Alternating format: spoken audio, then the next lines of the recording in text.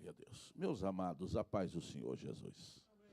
Deixe-me dizer rapidamente da minha satisfação, da minha alegria em estar congregando com vocês nesta manhã. Eu tenho dito sempre e faço isso incansavelmente. Na vida daqueles que servem a Deus não há acidentes.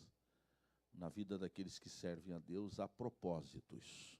Portanto, tudo o que acontece na nossa vida não é resultado de um acidente, mas de um propósito de Deus. Estou dizendo isso porque há 15 dias atrás não estava em nossos planos estar nos Estados Unidos nesse final de semana. E, de repente, as coisas aconteceram assim muito rapidamente. E Deus nos proporcionou esta rica e maravilhosa oportunidade. Estamos ali na cidade de Port Charlotte, participando de uma conferência, e Deus enriqueceu ainda mais a nossa viagem, permitindo que estivéssemos aqui.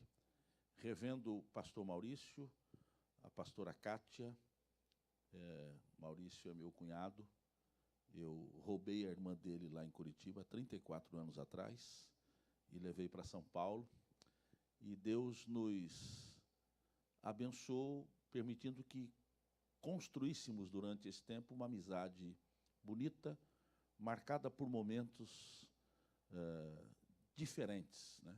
Momentos de extrema alegria, momentos de extrema tristeza, momentos de muito ânimo, momentos de total desânimo. Assim é a vida.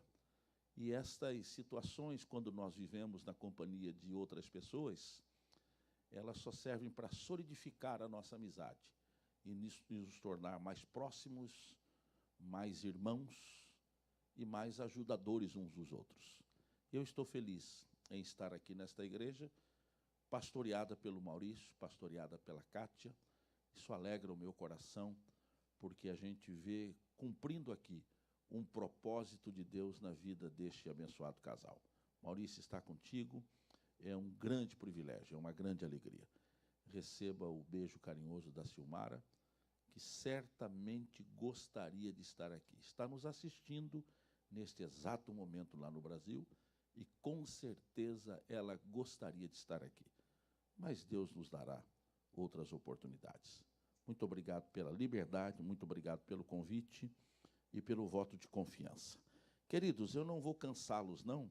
Eu quero convidá-los para uma leitura bíblica e, dentro desta leitura, fazermos aqui uma rápida reflexão dentro de um sentimento que Deus colocou no meu coração. Eu estava pensando ontem à noite sobre tudo que nós vivemos, em especial naquilo que acabei de dizer, nesta amizade e nesses laços familiares que tenho com o Maurício. E me veio ao coração um texto bíblico, e eu desejo de falar alguma coisa assim, muito rapidamente, e nada profundo, mas alguma reflexão, até uma reflexão um tanto simples, mas creio que de benefício para a nossa vida. Me veio ao coração o desejo de falar alguma coisa sobre tempo.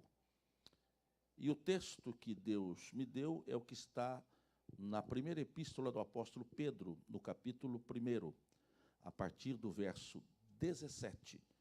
Eu vou me prender mesmo no verso 17, mas o verso 17 está dentro de um texto. E nós entendemos que quando a gente tira um texto do contexto, ele pode se transformar num pretexto. Portanto, eu vou ler todo o texto, mas vou me prender inteiramente no verso 17. Quantos acharam, digam amém. Vamos lá, então, a partir do verso 17 até o verso 21, que diz assim: E se invocais por Pai aquele que, sem acepção de pessoas, julga segundo a obra de cada um, andai em temor durante o tempo da vossa peregrinação, sabendo que não foi com coisas corruptíveis, como prata ou ouro, que fostes resgatados da vossa vã maneira de viver, que por tradição recebestes dos vossos pais, mas com o precioso sangue de Cristo, como de um cordeiro imaculado e incontaminado, o qual, na verdade, em outro tempo foi conhecido ainda antes da fundação do mundo, mas manifestado nesses últimos tempos por amor de vós. E por ele credes em Deus, que o ressuscitou dentre os mortos e lhe deu glória, para que a vossa fé e esperança estivessem em Deus. Este é o texto que eu tomei no coração ler e vou me prender, repetindo uma vez mais, no verso 17, portanto, vou repeti-lo. E sem invocais por Pai aquele que, sem acepção de pessoas, julga segundo a obra de cada um, andai em temor durante o tempo da vossa peregrinação. Queridos, existem maneiras diferenciadas de avaliação de tempo. Quando você pega uma criança de 4 ou 5 anos, ela não tem ideia do que significa tempo. Não adianta você querer convencer uma criança ou tentar fazê-la entender que um dia tem 24 horas. Ela não entende o que representa 24 horas. Não adianta você querer dizer para uma criança que um ano tem 365 dias. Ela não vai conseguir assimilar esta informação. Prova é que quando a gente vai fazer uma viagem, e vocês que são pais certamente já vivenciaram isso, a gente vai fazer uma viagem de 4 ou 5 horas e a gente coloca a família no carro e coloca o filho ou a filha lá no banco de trás e a gente diz, olha, a viagem vai demorar 5 horas. Passam mais ou menos 20 minutos e a criança diz, pai, já estamos chegando? Ou mãe, já estamos chegando? Você diz, não, filho, a viagem vai durar 5 horas. Nós só caminhamos 20 minutos. Ela diz, tá bom. Daqui mais 15 ou 20 minutos, ela olha para você e diz, agora nós já estamos chegando, né? E aí você não consegue convencê-la de que a viagem durará 5 horas. Não adianta você chegar para uma criança por volta das 11h30, meio-dia, e dizer para ela, olha, filho, filha, vem para a mesa, é hora do almoço. Ela olha para você e diz, hora de almoço para mim é a hora que eu tenho fome. Não adianta você chegar para ela às 9 horas da noite ou 10 horas da noite e dizer, olha, já são 10 horas, é hora de dormir. Ela olha para você e diz, para mim, hora de dormir é a hora que eu tenho sono. Então, uma criança de 5 anos não tem ideia do que representa tempo. Mas aí a gente começa a conversar com um adolescente.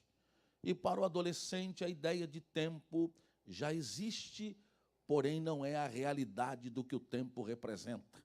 Porque você começa a conversar com um adolescente, com uma adolescente de 15 anos, e ele diz para você, não vejo a hora de completar 18 anos. Idade da maioridade no Brasil. Não vejo a hora de chegar aos 18 anos para ter a minha vida própria, para ser dono do meu nariz, para fazer aquilo que eu bem entendo, como se 18 anos desse a alguém a autorização ou a autoridade para fazer o que bem entende. Mas esta é a ideia de um adolescente. E para ele, dos 15 até os 18, esses 3 anos representam uma eternidade. Nunca que eu chego aos 18 anos, nunca que eu consigo atingir a maioridade, mas ela chega. E a partir daí, começa a se viver uma outra fase da vida, que é a juventude. Se na idade da infância o tempo não representa nada para você, se na adolescência ele anda muito devagar, a partir dos 18 ele começa a andar mais depressa. E aí a pessoa completa 18, e logo os 19, logo os 20, logo os 21, e a moça já começa a ficar preocupada, porque precisa casar, não pode ficar para a titia, já é 21 anos, já tenho 21 anos, e aí começa a entrar uma preocupação com relação ao tempo, e se pudesse, a gente seguraria o ponteiro do relógio para que ele andasse mais devagar. Mas passa a juventude e chega a idade adulta, a maturidade, e aí a gente vai caminhando para os 30, para os 40, para os 50, e quando a gente chega nos 50, eu garanto para vocês, porque eu estou vivendo essa fase, o tempo não anda, o tempo voa. E a gente tem vontade de segurar os ponteiros do relógio e dizer, não, não, não ande. A gente diz o dia precisava ter 48 horas.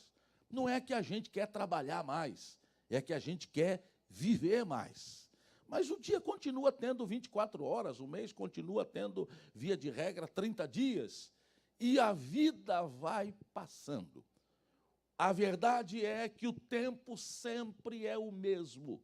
Seja para uma criança, seja para um adolescente, seja para um jovem, seja para um adulto, o tempo não muda. E a nossa vida aqui nesta terra é passageira, é muito rápida. Tiago diz que a nossa vida é como uma fumaça, que aparece e logo desaparece, e nós já não existimos mais. O escritor aos Hebreus, quando escrevia o capítulo 12, ele dizia o seguinte: portanto, nós também, que estamos rodeados de uma tão grande nuvem de testemunhas, deixemos todo o embaraço e o pecado que tão de perto nos rodeia e corramos com paciência a carreira que nos está preparada.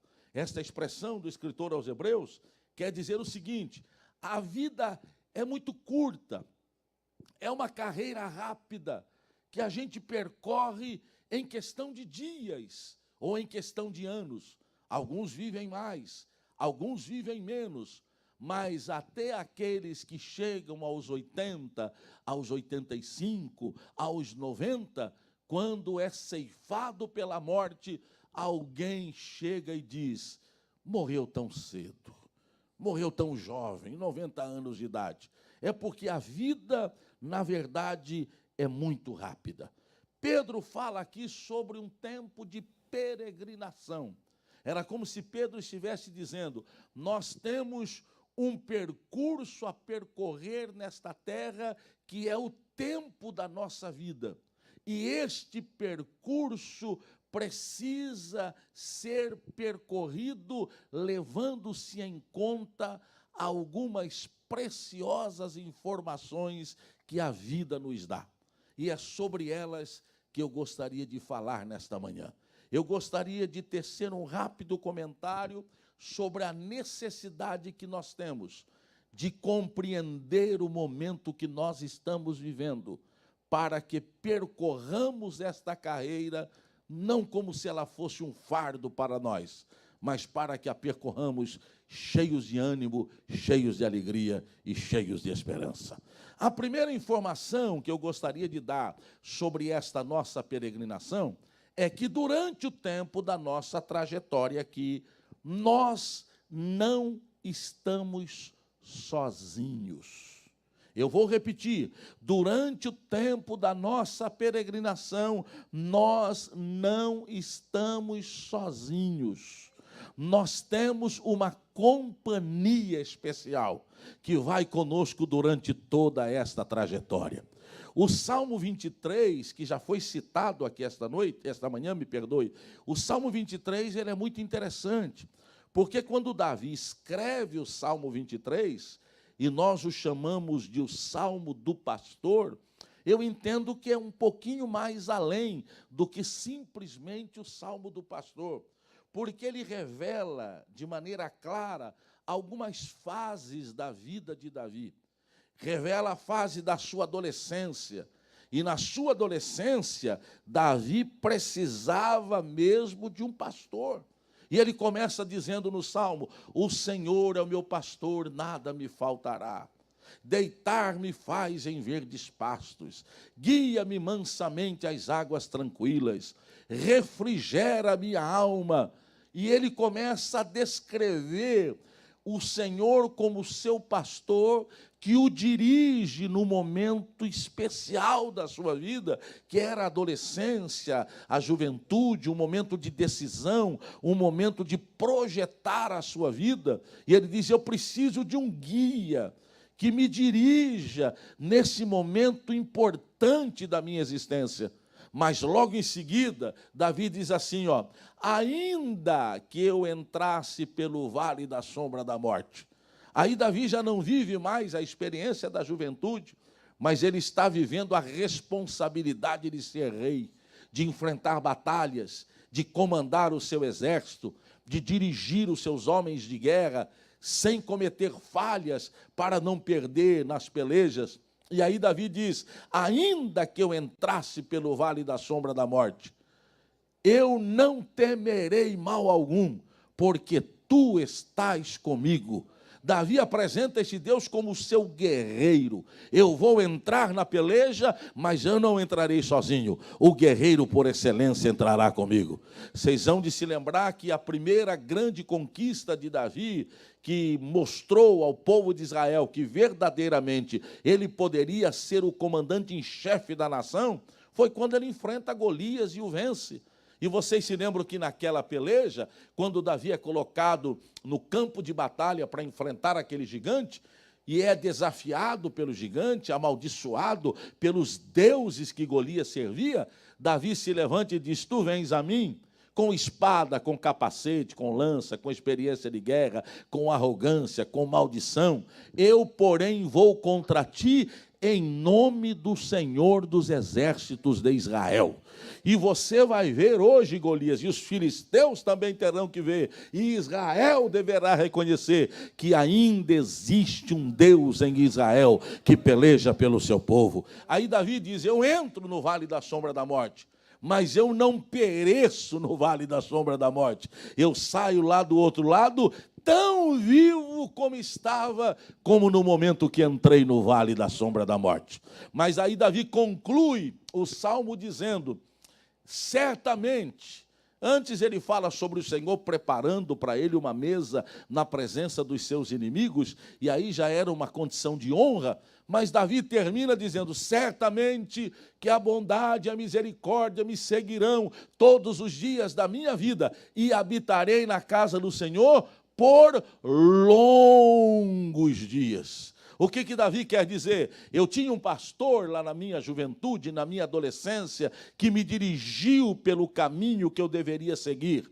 Mas eu tive um guerreiro forte ao meu lado, quando eu tinha a responsabilidade de ser o comandante em chefe do exército de Israel. Mas agora que eu cheguei na velhice, eu conto com a companhia de um amigo, que vai me fortalecer durante a velhice e vai me dar longevidade para que eu a viva na sua presença e na sua casa. Então, queridos, este salmo revela de maneira clara e absoluta que nós não estamos sozinhos nesta caminhada. Isaías escreveu uma frase muito interessante. Ele disse o seguinte, lá no capítulo 49, verso 15 e 16, do seu livro, ele diz: pode uma mulher esquecer-se tanto do filho que cria, de modo que não se compadeça do fruto do seu ventre? Será que uma mulher, uma mãe, conseguiria esquecer totalmente do seu filho, a ponto de não se compadecer dele? Aí Isaías diz: ainda que isto acontecesse, ainda que uma mãe se esquecesse do seu filho, eu jamais me esquecerei de ti. Eis que na palma das minhas mãos te tenho gravado. Se você pode adorar a este Deus nesta manhã, adore. Você não está só nesta caminhada, mesmo nos momentos de solidão, mesmo nos momentos que você não pode contar com um amigo fisicamente falando, o Senhor estará ao teu lado para dirigir os teus passos. Eu sei que talvez existam pessoas aqui que vieram lá do Brasil, deixaram a sua família, vieram com muita coragem, e eu valorizo muito a atitude destes brasileiros que saem do seu país e vêm para a América. São pessoas corajosas que precisam ser respeitadas, mas muitas delas às vezes se sentem sozinhas. Eu conversava ainda ontem com alguém lá onde estávamos, e a pessoa disse: tem 10 anos que eu não vejo a minha família. E às vezes a pessoa se sente só, se sente abandonado. Mas eu venho aqui com uma palavra de Deus para o seu coração hoje.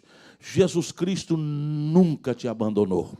Jesus Cristo nunca te deixou sozinho. Mesmo nos momentos em que a solidão ou o sentimento de solidão vem bater a porta do seu coração, o meu pedido é que sua santidade, o Espírito Santo, te faça lembrar de que há um Deus que caminha ao seu lado todos os dias. Há uma companhia santa e fiel que está contigo durante toda a sua peregrinação. Se você puder me ajudar a pregar, eu gostaria. Dá uma olhadinha para a pessoa do seu lado e diga: você nunca estará só durante a sua caminhada.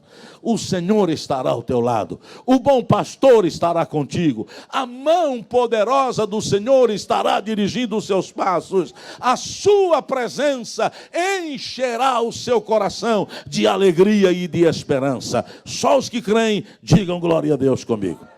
Mas há uma segunda informação que eu gostaria de dar sobre esta peregrinação, sobre esta caminhada, sobre esta trajetória da vida. A primeira delas é que nós não estamos sós. A segunda informação que eu gostaria de passar para vocês é que durante esta caminhada, nós também não estamos perdidos. Quando eu digo que nós não estamos perdidos, eu estou dizendo que nós sabemos quem somos, sabemos onde estamos e sabemos para onde nós estamos indo.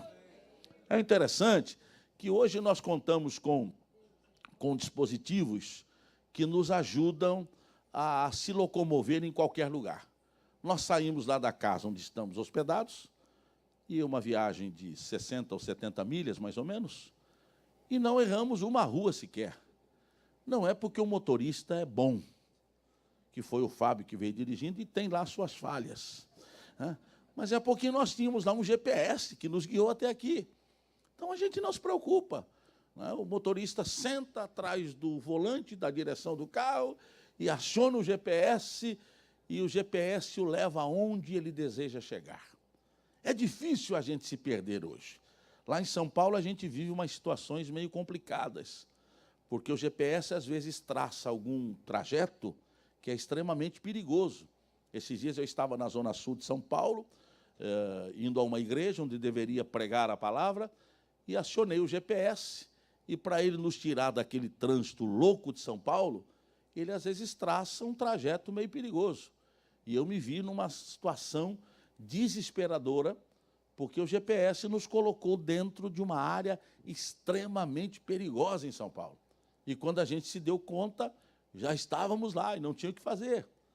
Mas nesta caminhada em direção aos céus, nós temos um GPS divino, que nunca nos coloca em situação de aperto e de desconforto, mas sempre nos faz caminhar pelo caminho certo e pelo caminho seguro.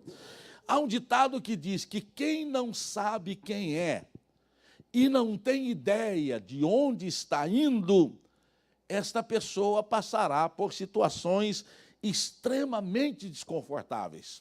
Ora, se eu não sei para onde eu estou indo, o que é que eu estou fazendo da minha vida? Os estudiosos do comportamento humano dizem que todas as pessoas dotadas do mínimo de inteligência necessária para a sua própria sobrevivência precisa fazer para si mesmo 3 perguntas. Primeiro, para onde eu estou indo? Segunda pergunta, qual o caminho que me levará até lá? Terceira pergunta, o que eu estou fazendo para chegar lá?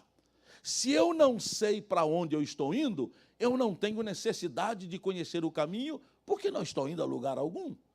Se eu tenho ideia para onde eu quero ir, eu preciso conhecer o caminho. E se eu tenho a ideia para onde estou indo e conheço o caminho, a única coisa que me resta fazer é colocar o pé na estrada para chegar onde eu desejo chegar. Assim é a caminhada de fé. Nós sabemos para onde nós estamos indo. Nós sabemos que o nosso destino final não é Tampa. Nós sabemos que o nosso destino final não é a Flórida. Nós sabemos que o nosso destino final não é os Estados Unidos da América. Nós sabemos que o nosso destino final é o céu de glórias onde o Senhor nos aguarda. É lamentável, pastor Maurício, me permita abrir o coração hoje, é lamentável que em muitos de nossos púlpitos já não se falem mais acerca da volta de Jesus Cristo. É lamentável que nós tenhamos em nossas igrejas hoje adolescentes que nunca ouviram uma mensagem que fala que Jesus vai voltar. É lamentável que hoje, dentro deste evangelho da conveniência que se prega por aí, as pessoas sintam mais vontade de viver bem aqui do que estar no céu com o Senhor. Mas eu estou aqui nesta manhã e vou me despir de toda a responsabilidade diante de Deus e desta igreja para afirmar a vocês que Jesus está voltando. A volta de Jesus Cristo não é uma história, a volta de Jesus Cristo é uma realidade. Eu espero Jesus voltar e arrebatar a sua igreja para os céus. Glória a Deus. Existiu um jurista, humanista inglês, que escreveu um livro. E neste livro ele falava acerca de uma cidade. Ele não conseguiu definir bem se era uma cidade ou se era um país, mas ele versa neste livro sobre um lugar perfeito. Era uma cidade onde não havia desigualdade social, uma cidade onde não havia problemas na segurança, era uma cidade onde não havia problemas no atendimento médico, era uma cidade onde não havia desempregados, uma cidade onde todo mundo tinha uma casa para morar, uma cidade onde todas as famílias tinham uma escola digna para instruir os seus filhos. E ele começa a escrever este livro, aliás, que se tornou base do socialismo no mundo todo. E ele escreve e vai dando vazão aos seus pensamentos e vai colocando no papel como seria este país com o qual ele sonhava. E quando ele termina de escrever o seu livro, ele vai procurar um nome para o seu livro. E vem na sua ideia, na sua mente, muitas ideias. O lugar perfeito, o Éden na terra, o país onde todos gostariam de viver, o lugar mais interessante da terra. E surge lá uma série de nomes, e ele vai colocando num papel aqueles nomes, e por fim ele dá uma olhadinha naquela lista, e nenhum daqueles nomes, daqueles títulos que havia passado pela sua mente, desceram ao seu coração. Até que ele toma a decisão e diz o seguinte: a minha obra se chamará Utopia. E alguém chega para ele e diz: mas por que utopia? Um livro tão interessante, com uma mensagem tão interessante, deveria ter um nome mais chamativo. Ele diz: não, este é o melhor nome para a minha obra, porque a cidade e o país com o qual sonhei nunca existirá. Embora ele demonstre ser o lugar perfeito, é uma verdadeira utopia, porque nunca alguém conseguirá construir uma cidade ou um país com essas características. Eu começo a pensar no céu, e existe gente que ainda acha que o céu é utopia. Tem gente que ainda diz: olha, mas o céu não pode ser tudo isso que a Bíblia está dizendo. Em partes eu concordo com você. Certamente o céu não é tudo isso que a Bíblia descreve. É muito mais do que isso que a Bíblia descreve. E eu tenho esperança de chegar lá um dia. Eu ainda alimento no meu coração a certeza, movida pelo Espírito de Deus, que gera em mim esta esperança, de que eu chegarei nos céus e verei com os meus próprios olhos tudo que a Bíblia descreve a respeito dele. Vale um amém, mas é difícil. Dá uma olhadinha para a pessoa do seu lado, tenha coragem, não sei como é que você vai se consertar depois, mas dá uma olhadinha para ele e diz: ei, você ainda acredita no céu? Dê a ela o direito de não responder, para não cometer ou para não praticar nenhuma mentira. Se ela sorriu para você, é um sinal claro de que ela acredita no céu. Diga para ela: nós estamos indo para lá, nós estamos caminhando para lá. E eu digo a você nesta manhã, antes que este culto termine, isto ainda pode acontecer: Jesus Cristo voltar para arrebatar a sua igreja para os céus. Só o Os que têm esta esperança no coração, soltem a sua voz e adorem ao Senhor nesta hora. Portanto, nesta caminhada, nós não estamos sozinhos, nós não estamos perdidos. Nós temos uma companhia fiel que se chama Jesus Cristo e temos um destino certo, que é o céu de glória onde Ele nos aguarda. Mas eu tenho uma terceira informação para vocês e vou encerrar com esta informação. Durante a nossa caminhada, nós precisamos ser fortalecidos. Por que fortalecidos? Porque caminhar cansa. Caminhar rouba as nossas energias. Caminhar desgasta. Caminhar esgota. Não é assim? Quando a gente anda muito durante o dia, quando a gente chega à noite em casa, a gente está cansado. Aqueles que, como eu, já passaram de 50, a perna incha, né? A gente chega em casa, parece que o sapato está apertado. A gente não vê a hora de tirar o sapato dos pés e levantar um pouco as pernas para ver se alivia a dor. O caminhar rouba as nossas forças.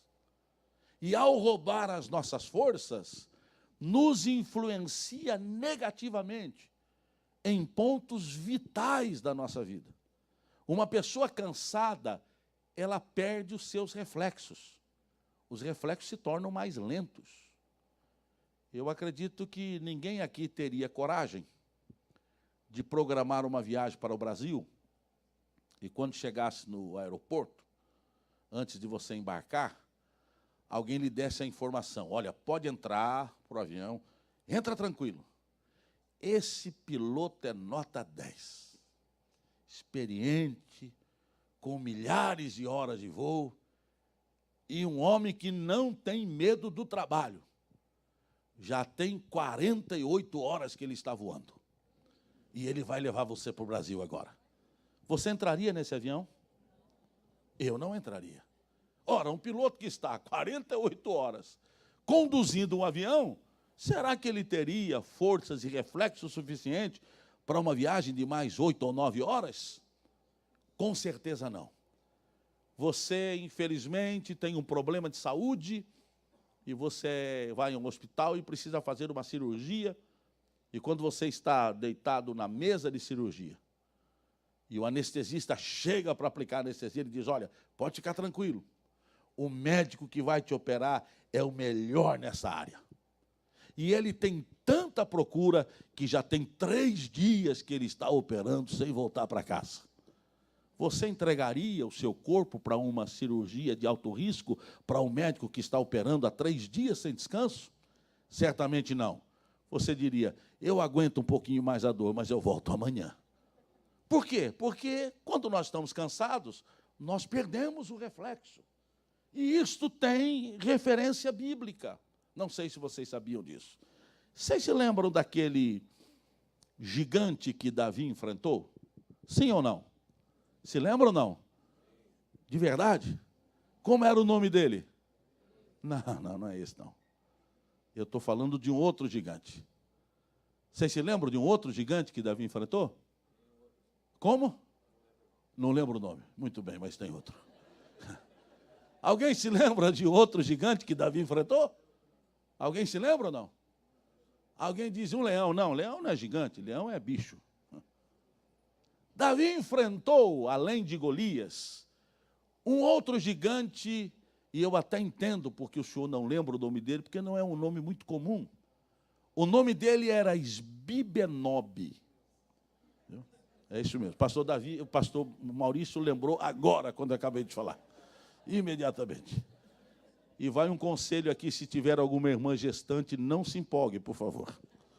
De repente, botar o nome desse do filho não vai ser muito agradável para a criança lá no futuro. Ele se chamava Esbibenob. E Davi o enfrenta num momento muito específico. O texto sagrado, se vocês quiserem confirmar, depois não faço agora, Mas preste atenção, em casa vocês leem, o texto é curto e é bonito. Segundo o livro de Samuel, capítulo 21, lá pelo verso 14, 15, 16, 17, 18 e os demais. O texto diz que Davi tinha saído para uma batalha. E o texto diz assim: e Davi lutou tanto contra os filisteus que se cansou. E quando Davi se sente cansado depois de uma intensa batalha, surge este gigante chamado Esbi-Benob. Mas quando Davi dá uma olhadinha para o gigante, eu acredito que a sua mente começa a recordar do enfrentamento que ele teve com Golias. E se vocês pegarem algumas características dos dois enfrentamentos, eles são interessantes. Porque com relação a Golias, a Bíblia diz que a lança que Golias trazia nas suas mãos era parecida com o eixo do tecelão. Pesava aproximadamente 8 quilos. E a ponta da sua lança, ela pesava aproximadamente 7 quilos. Aí você soma 8 e 7, chega a um total de 15 quilos. Esta era a lança que Golias carregava nas mãos. Quando Davi dá uma olhadinha para Esbi-Benob, ele percebe que a lança de Esbi-Benob era infinitamente menor do que a lança que Golias carregava nas mãos. Davi era especialista em batalhas, conhecia armas, só olhando para elas. E quando Davi dá uma olhadinha para a lança que Esbi-Benob trazia, ele percebe que a lança que ele tinha, Davi talvez conhecesse o fabricante, a marca, quem é que fazia. Ele chega à conclusão que a lança que ele carregava nas mãos pesava aproximadamente 3,5 kg. A Bíblia diz que eram 300 ciclos de bronze, 3,5 kg aproximadamente. Davi dá uma olhada e diz: espera aí, a lança de Golias pesava 15 quilos. A de Esbi-Benob pesa 3,5 kg. Portanto, a força e a habilidade de Esbi-Benob é 1/4 da força e da habilidade de Golias. Se eu venci Golias, que tinha 4 vezes mais ou 3 vezes mais juntado a força de Esbi-Benob, por que é que eu não vou vencer este gigantinho? Por que é que eu vou correr desse gigantinho? Se de Golias eu não corri, correrei eu desse gigantinho com uma lança de 3 metros, de 3,5 kg, que vem me afrontar? E Davi se dispõe a lutar com Esbi-Benob. Mas lembre-se do verso anterior. E Davi lutou tanto contra os filisteus que se cansou. Esbi-Benob não se intimida e parte para o embate contra Davi. Entra neste momento um sobrinho de Davi chamado Abissai.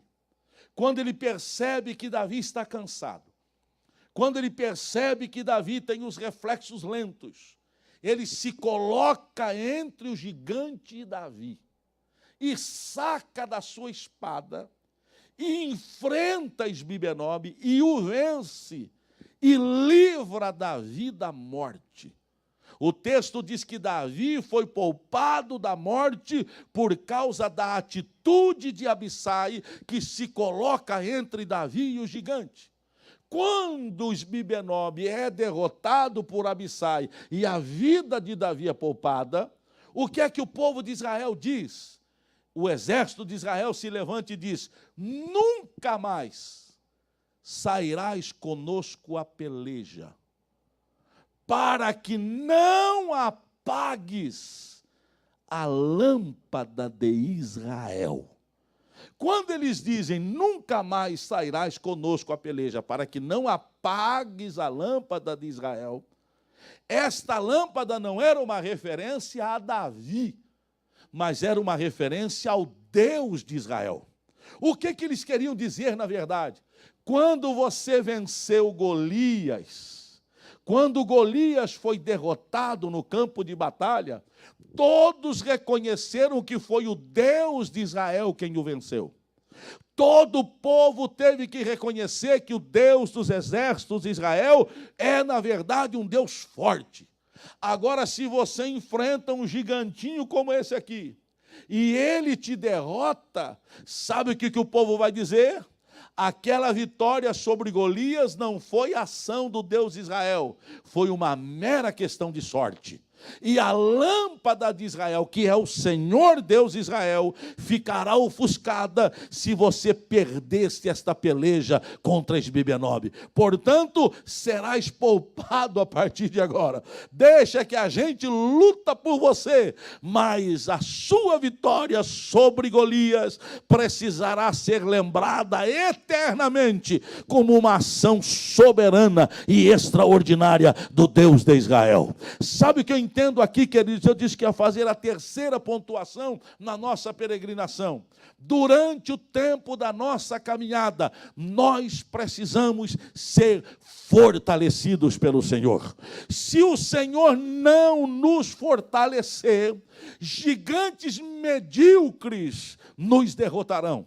Se o Senhor não nos fortalecer, inimigos medíocres nos colocarão por terra. Se o Senhor não nos fortalecer, situações pequenas conseguirão roubar a nossa fé. Mas se o Senhor nos fortalecer, nós seremos sempre, sempre, sempre, sempre mais do que vencedores por aquele que nos chamou.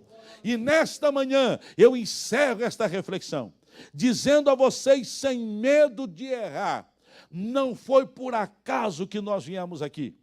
E nem tampouco será por acaso ou simplesmente para cumprir uma agenda, que daqui a pouco nós vamos estender a nossa mão e tomar do pão e do cálice. Mas isto é um propósito e uma oportunidade que Deus nos dá hoje para que nós sejamos fortalecidos por Ele. Vai se cumprir nesta manhã, neste lugar, pastor Maurício, o que disse o profeta Isaías no capítulo 40 do seu livro, versos 29, 30 e 31, dá força ao cansado e multiplica as forças ao que não tem nenhum vigor.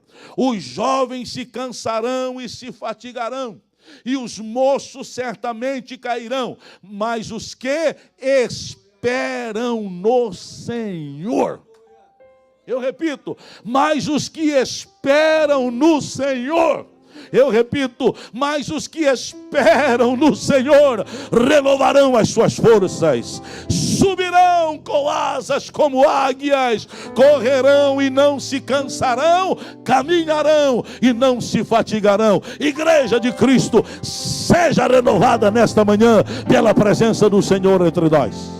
Tenha a renovação das suas forças, tenha a renovação das suas emoções, tenha a renovação da sua fé, tenha a renovação dos seus propósitos. A caminhada ainda não chegou ao final. Enquanto Jesus não voltar, nós continuaremos nesta caminhada, mas fortalecidos dia após dia pelo Senhor que nos chamou para caminhar. Glória a Deus. Eu não sei como você chegou aqui, não sei quais foram as experiências que você viveu nesses últimos dias. Não sei o que tem tomado conta da sua mente nesses últimos dias. Talvez um sentimento de impotência, talvez um sentimento até de derrota ou fracasso tenha pairado na sua mente. Mas o Senhor te trouxe aqui para dizer que Ele é o teu Deus, Ele é o teu Senhor. Não foi em vão que Ele te chamou. Ele te chamou e pagou o preço por você. E Ele quer te renovar para que você continue esta caminhada.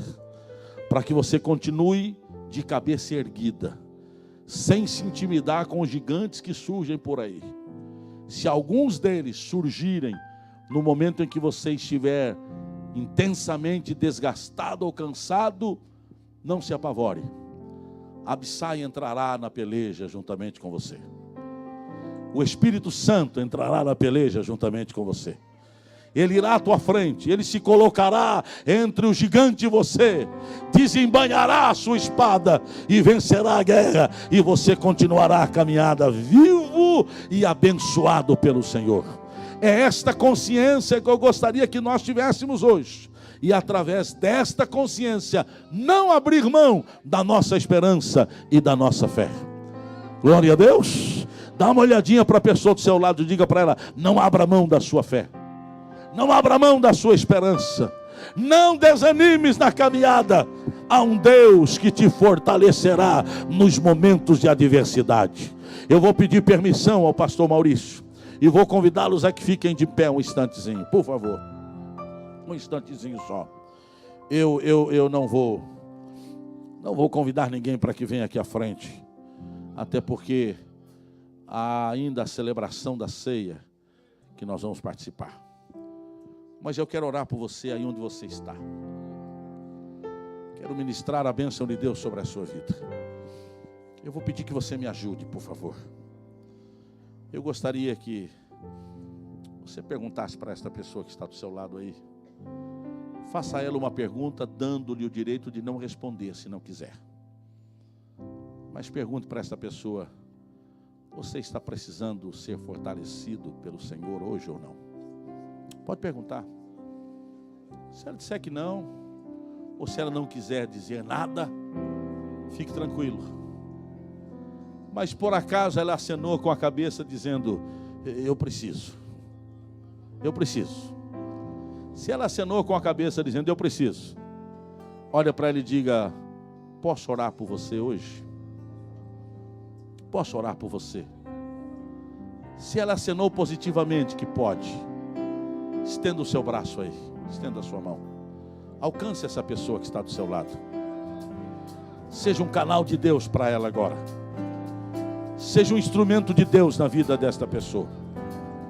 Empreste a sua boca para Deus, para orar em favor desse irmão, desta irmã. E a sua oração vai chegar diante de Deus. E Deus vai responder com fortalecimento na vida desta pessoa por quem você ora. Levante a sua voz e ore comigo. Pai eterno, eu glorifico o teu nome, Senhor. Te exalto, ó Deus, pelo privilégio que tive de ministrar a tua palavra desta manhã. Reconheço os meus limites, reconheço as minhas imperfeições, mas eu acredito no poder da tua palavra. Eu sei que o Senhor não enviaria em vão a tua palavra, mas ela sempre vem com o alvo a ser atingido. E eu glorifico o teu nome pela fé, ó Deus, porque sei que o alvo foi atingido nesta manhã. A tua palavra veio e nos envolveu, o teu Espírito veio e nos envolveu, e nós estamos diante da tua presença agora, orando uns pelos outros, para que o Senhor nos fortaleça. Eu quero, ó Deus, tomar a liberdade com temor e orar em favor da vida do teu servo pastor Maurício, em favor da vida da tua serva pastora Kátia, em favor da Eibra, que o Senhor possa estender as mãos sobre esta família, que eles continuem sendo luz neste lugar, que eles continuem sendo instrumentos teus neste lugar, que eles continuem sendo vidas dedicadas ao teu trabalho e vidas que o Senhor continuará usando para que o teu reino seja estendido neste lugar. Abençoa esta igreja, abençoa este povo, as famílias aqui representadas. Renova-nos, ó Deus, renova as nossas forças, renova as nossas emoções, renova a nossa esperança, renova a nossa certeza, renova os nossos propósitos, renova a nossa fé, ó Deus, para que continuemos nesta caminhada até chegarmos no céu de glória. Que a tua bênção esteja presente na vida das famílias, que a tua bênção esteja presente na vida de cada irmão, de cada irmã, de cada moça, de cada moço, de cada adolescente, de cada criança que aqui está. Que a tua bênção esteja derramada sobre a vida desta igreja. Faz-nos prosperar, ó Deus, faz-nos prosperar mesmo nos momentos adversos, mesmo que as circunstâncias não nos sejam favoráveis. Estende as tuas mãos e faz-nos caminhar em segurança, em nome do Senhor Jesus Cristo, em nome do Senhor Jesus. Se você crê que a sua oração chegou diante de Deus e que Deus é suficientemente poderoso para cumpri-la, dê só uma olhadinha para a pessoa por quem você orou e diga: descanse, meu irmão, Descanse, minha irmã. Há um Deus que cuida de você. Há um Deus que vela pela sua vida. Tu és